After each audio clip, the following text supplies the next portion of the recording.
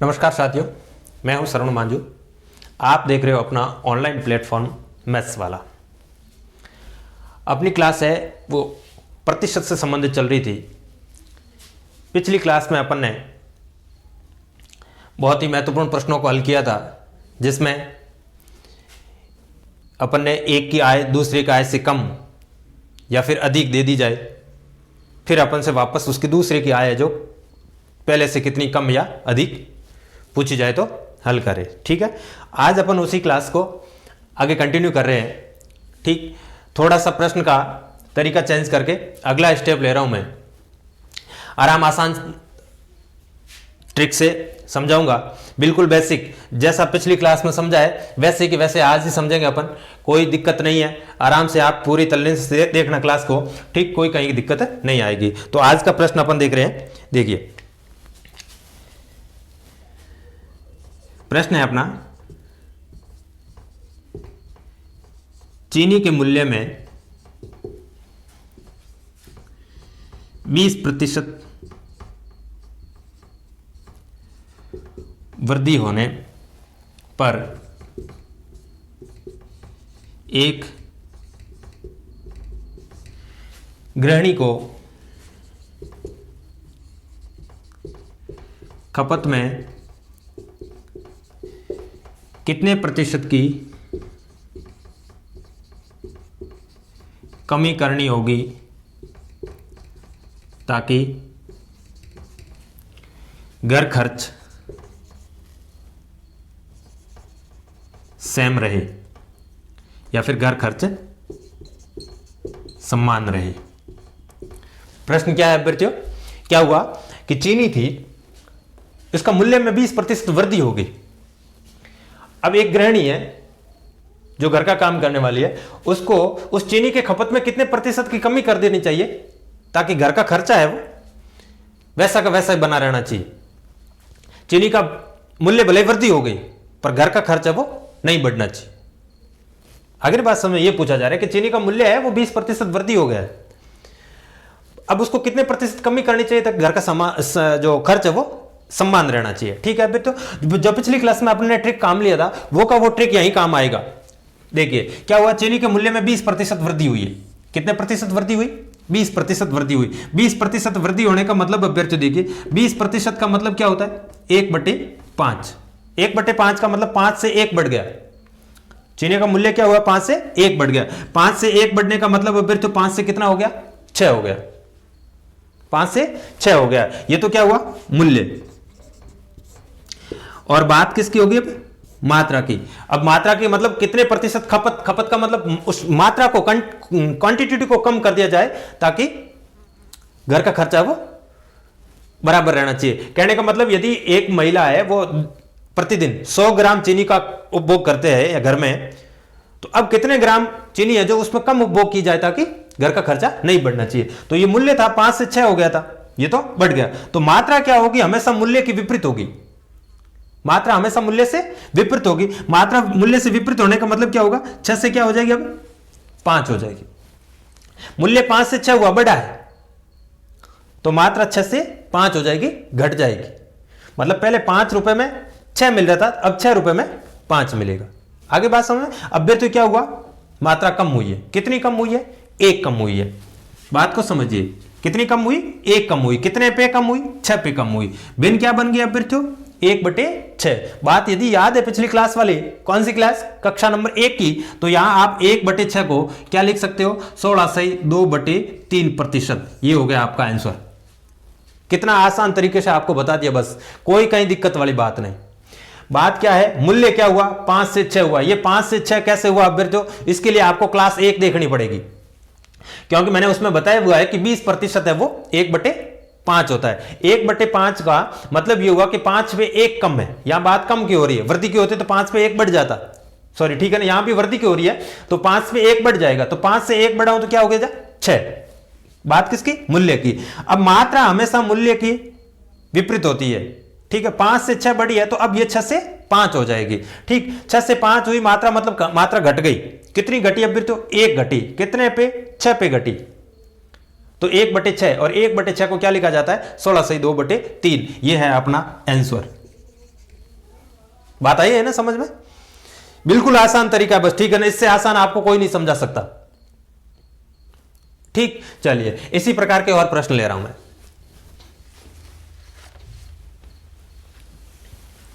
बात यार ठीक है ना, प्रश्न को थोड़ा सा इसी प्रश्न की लैंग्वेज यही रखते हैं, बस आंकड़ा चेंज कर देते हैं। 20% वृद्धि की जगह मैं 20% कमी कर देता हूं। मूल्य में क्या हो गई भी? 20% कमी हो गई। कमी होने पर एक गृहिणी को खपत में कितने प्रतिशत की वृद्धि कर देनी चाहिए? इस कमी को क्या कर दूं मैं? वृद्धि करनी होगी ताकि घर का खर्चा जो समान रहे। बस प्रश्न वही था। ठीक, पहले मैंने क्या दिया था? मूल्य में पहले वृद्धि हुई तो खपत में कितनी कमी करनी थी। अब मूल्य में क्या हो गई? कमी हो गई, तो खपत में कितनी वृद्धि करनी चाहिए ताकि घर का खर्चा है वो समान रहना चाहिए, कोई परिवर्तन नहीं आना चाहिए, अपरिवर्तित रहना चाहिए। चलिए, चीनी के मूल्य में 20% की कमी हुई। 20% की कमी का मतलब है 20% मतलब 1/5। कमी का मतलब 5 से 1 कम हुआ, तो ये तो हुआ मूल्य में। मूल्य क्या हो गया? 5 से 1 कम मतलब 4 हो गया। 5 से 4 हो गया, तो मात्रा क्या हो जाएगी? अब तो मैंने अभी बताया आपको, मात्रा हमेशा मूल्य से विपरीत काम करेगी। तो ये 5 से 4 हुआ, तो ये हो जाएगी 4 से 5। मात्रा 4 से 5 होने का मतलब क्या होगी? बढ़ गई। कितनी बढ़ी? अब तो 1 बढ़ी। कितने पे बढ़ी? 4 पे बढ़ी। 1/4। 1/4 का मतलब होता है अभ्यर्थियों कितने प्रतिशत भाई? 25%। ये अपना आंसर है ना, बिल्कुल आसान। इससे आसान तो भाई मुश्किल है, ठीक है ना। चलिए, तो चीनी के मूल्य से संबंधित आ जाए प्रश्न। अब चीनी का मूल्य आ गया, यहां और भी कोई सामग्री दी जा सकती है, प्रश्न ले रहा हूं, ठीक है ना। इस प्रकार का एक और प्रश्न बना देते हैं, चीनी की जगह कोई अलग चीज कर देते हैं।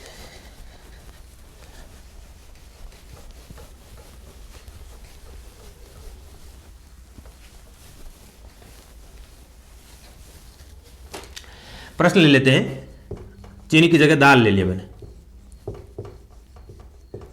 दाल के मूल्य में 40% की वृद्धि होने पर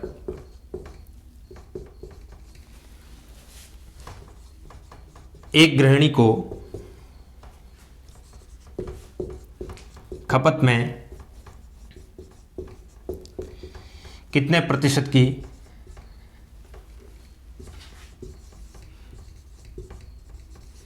कमी करनी होगी ताकि घर खर्च अपरिवर्तित रहे? क्या मतलब हुआ? प्रश्न देखिए कि दाल का मूल्य था वो 40% बढ़ गया। कितना बढ़ गया भाई? 40% वृद्धि होगी। वृद्धि होने पर गृहिणी को खपत में कितने प्रतिशत की कमी करनी होगी ताकि घर का खर्च है वो अपरिवर्तित रहना चाहिए? बात समझ गया फिर? ठीक है। अब 40% वृद्धि, कितने प्रतिशत वृद्धि है? 40% वृद्धि। तो 40% वृद्धि को मैं यदि भिन्न में लिखना चाहूं तो अभ्यर्थी क्या लिखूंगा? 2/5। क्या लिखा जाएगा? 2/5। अब 2/5 का मतलब 5 पे वृद्धि कितनी है? 2 की। 5 पे 2 की वृद्धि होती है, तो 5 से वृद्धि होकर के कितने हो जाएंगे? 7 हो जाएंगे। आगे ना बात समझ में? ठीक। आप 40% को 40% रखो तो भी कोई दिक्कत वाली बात है नहीं है। चलिए आगे। तो यहां क्या था? मूल्य। मूल्य क्या हो गया भाई अभ्यर्थियों? 5 से बढ़ करके 2 बढ़ गया, मतलब कितना हो गया? 7 हो गया। 5 पे 2 बढ़ा है, 5 से 2 मत कर देना, बढ़ा नहीं तो वो घट जाएगा, ठीक है ना। 5 पे 2 बढ़ गया मतलब 5 से 7 हो गया, ठीक है ना। तो मात्रा मूल्य की उल्टी हो जाती है। मात्रा मूल्य का उल्टा मतलब क्या हो जाएगा? 7 से 5 हो जाएगा। कोई दिक्कत किसी के नहीं है ना? बात समझ रहे हो? ठीक है। तो ये हो गया 7 से 5। क्या हुआ अभ्यर्थियों? यहां वृद्धि हुई है। कितनी की वृद्धि हुई है? 2 की वृद्धि हुई है। किस पे वृद्धि हुई है? 7 पे वृद्धि हुई है। तो नई भिन्न क्या बनी अपनी? 2/7। नई भिन्न क्या बन गई? 2/7। और 2/7 का यदि प्रतिशत में लिखना चाहें अभ्यर्थियों तो 2 हो जाएगा अभ्यर्थियों 28.4/7%। ये अपना आंसर। बात समझ में आई कुछ? 2/7 का प्रतिशत रूप 2/7 भिन्न है, जैसे 40% था उसको भिन्न बदला तो 2/5 हुआ। अब 2/7 भिन्न है, भिन्न को प्रतिशत में बदलोगे तो 28 सही 4/7% हो जाएगा। अब फिर तो ये चीज आपको पहली क्लास में अच्छी तरह से बताई हुई है कि भिन्न को प्रतिशत में बदलना है या फिर किसी संख्या को प्रतिशत में बदलना है तो क्या करना पड़ता है, और किसी संख्या को प्रतिशत में बदलना होता तो क्या करना पड़ता है। यहां संख्या है, इसको प्रतिशत में बदलना है। ये भिन्न तो शायद पहले वीडियो में नहीं दी होगी, तो आपको यदि 2/7 को प्रतिशत में बदलना है तो 100 से गुणा करना होता है। बस 2 का 100 से गुणा करके 7 का भाग लगा दोगे, संख्या आ जाएगी 28 सही 4/7%। आगे ना बात समझ में। तो प्रश्न था बस केवल ये चीज ध्यान में रखनी है, मूल्य और मात्रा में क्या संबंध। मूल्य यदि बढ़ रहा है तो मात्रा वापस उसकी क्या हो जाएगी, उल्टी हो जाएगी। तो ये चीज थी प्रश्न की। एक आध प्रश्न ऐसा और ले लेते हैं। देखिए आपको अच्छी तरह से प्रैक्टिस करनी, बस ऐसे प्रश्न को आपको ज्यादा से ज्यादा प्रैक्टिस करोगे और ये जो बताई गई चीज है, तरीका है, वो याद रखना है, कहीं कोई दिक्कत नहीं आएगी। बस पहले जो ठीक है ना वीडियो दिया था आपको, आधार इसका जो टॉपिक का, वो यदि आप अच्छी तरह समझ गए हो तो यहां भी आपको कोई दिक्कत नहीं आएगी। ठीक भाई, चलिए अगला प्रश्न है, किसी वस्तु की कीमत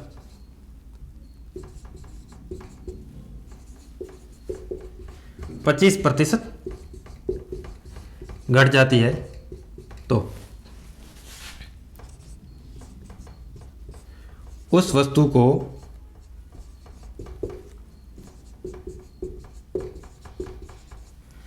वास्तविक कीमत में बेचने के लिए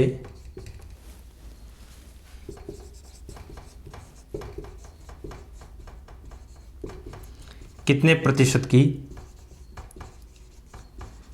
वृद्धि करनी होगी। बस ये प्रश्न।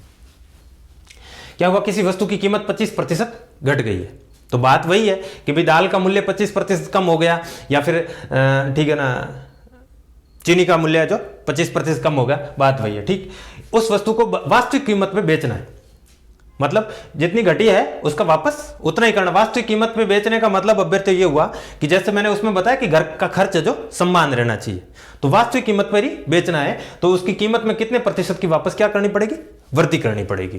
तो बात ये थी। अब क्या हुआ, 25% घटी। 25% का मतलब अब तो क्या होता है, 1/4, मतलब 4 पे 1 घट गई है, 4 पे 1 घट गई है, तो मूल्य हुआ वो 4 पे 1 घट के कितना हो गया, 3। ठीक है, अब वापस उसमें वृद्धि करनी है, तो वृद्धि करनी है तो वापस उसकी मात्रा कह दूं या फिर मैं वृद्धि की कह दूं तो उल्टी हो जाएगी, वो हो जाएगी 3 से 4। वृद्धि कितनी करनी पड़ेगी, 3 से 4 करनी पड़ेगी। कितनी वृद्धि होगी, 1 की। किस पे होगी, 3 पे। 1 की वृद्धि 3 पे। 1/3 का मतलब अब तो कितना हो गया, 33 सही 1/3%। मतलब उसकी कीमत है 25% घट गई है। मान लीजिए कोई 100 थी, अब कितनी हो गई, 25% घटना मतलब 75 हो गई। ठीक है, अब 75 से वापस उसको वास्तविक कीमत में बेचना है, मतलब 100 पे ही बेचना है उसको। तो बेचना कितने में, 100 में ही बेचना है, तो उस 75 का कितने प्रतिशत बढ़ाएं ताकि वो 100 में बिके, तो वापस कितनी वृद्धि करनी पड़ेगी उसमें, 33 सही 1/3% की वृद्धि करनी पड़ेगी। आगे इन बात समझ में, ठीक है ना। तो यहां वस्तु में, ठीक है ना, अब देखिए चीनी दे दे या फिर और कोई वस्तु दे दे, ठीक, नाम कुछ भी दिया जाए, मैंने चीनी ली, दाल ली, वस्तु ले ली, कुछ कोई भी चीज आ जाए, बस आपको ध्यान यही रखना है कि भी मूल्य और मात्रा है, वो जितना मूल्य बढ़ रहा है या घट रहा है उसमें मात्रा वापस उल्टी हो जाएगी। ठीक है, यहां क्या हुआ, मूल्य घटा है तो मात्रा वापस बढ़ गई है। 4 से 3 हुआ तो ये हो जाएगी 3 से 4। यहां क्या हो रहा है, वृद्धि हो रही है। कितनी हो रही है, 1 की वृद्धि हो रही है। 1 की कितने पे, 3 पे हो रही, तो 1/3। 1/3 का मतलब अब तो कितने प्रतिशत, 33 से 1/3%। आगे ने बात समझ में। तो ये था आज की क्लास का अपना टॉपिक, बिल्कुल आसान तरीके से मैंने समझाया है। ठीक है, आप बने रहिए, अपन और इसी प्रकार के प्रश्नों को लेंगे और इसी प्रकार के आसान तरीकों से अपन समझेंगे। ठीक है ना। चलिए, अब ये तो क्या हुआ है, वस्तु की कीमत केवल बढ़ी है और घर का खर्चा क्या रखा है, समान रखा है। अगली बार क्या होगा, अगली क्लास में अपन पढ़ेंगे कि वस्तु की कीमत या तो बढ़ जाएगी या फिर घट जाएगी, उसके साथ साथ में घर का खर्चा भी घटा बढ़ा दिया जाएगा। प्रश्न इस प्रकार का, ठीक है ना। देखिए मैं इसी प्रश्न को बता दूं कि किसी वस्तु की कीमत है वो 25% बढ़ गई है, मान लीजिए 25% बढ़ गई है। अब उस वस्तु की खपत को कितने प्रतिशत कम करें ताकि घर का खर्च है वो 5% बढ़े। ऐसे प्रश्न अपन अगली क्लास में समझेंगे। ठीक है ना। Thank you, best of luck.